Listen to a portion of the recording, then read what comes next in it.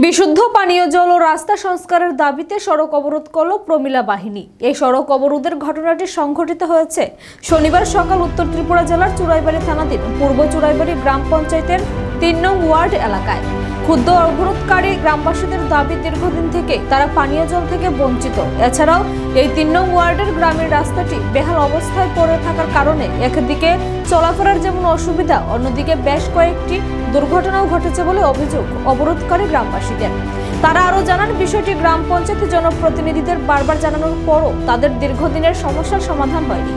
তাই বাধ্য হয়ে তারা শনিবার পূর্ব চুরাইবাড়ি গ্রাম পঞ্চায়েত সংলগ্ন ভৈরবপাড়া গ্রামের সম্মুখস্থলের চুরাইবাড়ি কদমতলার মূল সড়কটি অবরোধ করে বসেন।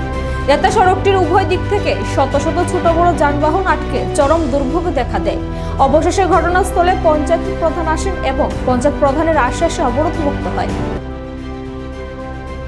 চুরাইবাড়ি ৩ নম্বর ওয়ার্ড ভৈরবপাড়া, আমাদের ওয়ার্ডে জল নাই, রাস্তা নাই, জল নাই।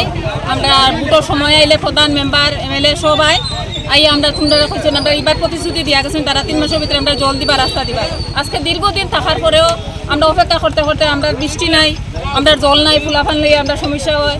পুকুর করে খেয়ে জল নাই, সবের বাড়ি বাড়ি কুয়া আছে, জল নাই, রাস্তা নাই।